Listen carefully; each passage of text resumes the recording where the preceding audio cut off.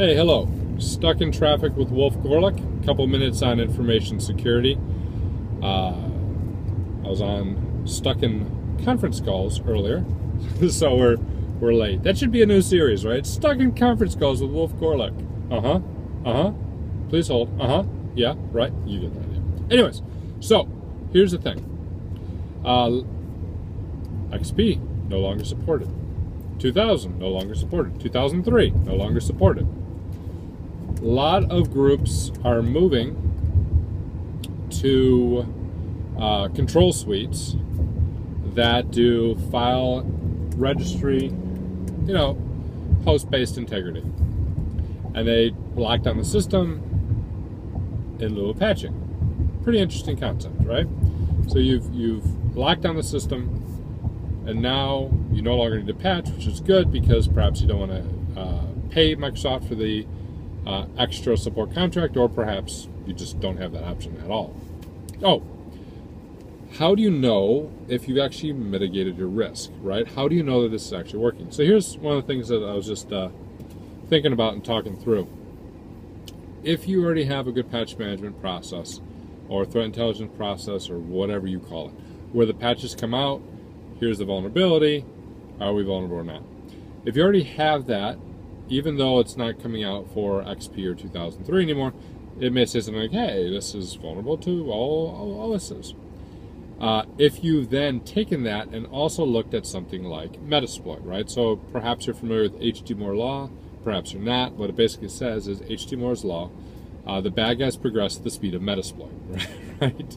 And I love that. I don't know who coined it, but kudos to you on the internet, you guy.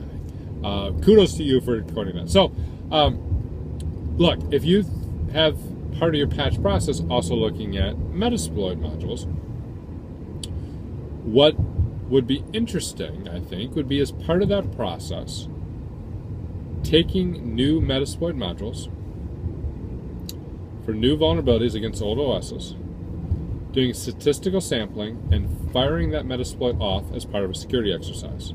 So, new vulnerability comes out, new Metasploit module comes out, there's no patch.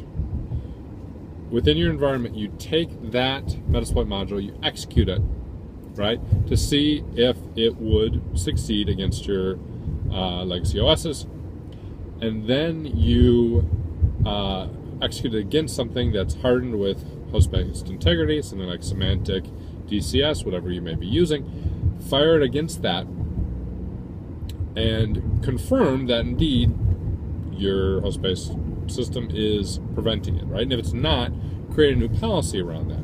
So in effect, you've converted the patch management process to a means to do a very limited, very targeted red team that then gets encapsulated in policies and pushed out across your entire environment. That's the idea. Kind of cool. And how do you pay for this? Well, that's extra time, you say. I don't have time for that. No one has time for that. We don't have time. I barely had time to record a video today.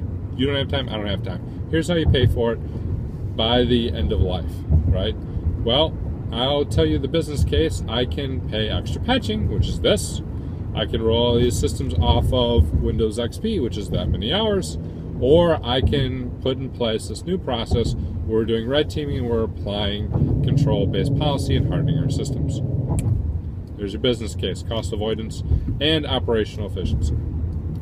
Cool. So I will talk to you later. Have a good one.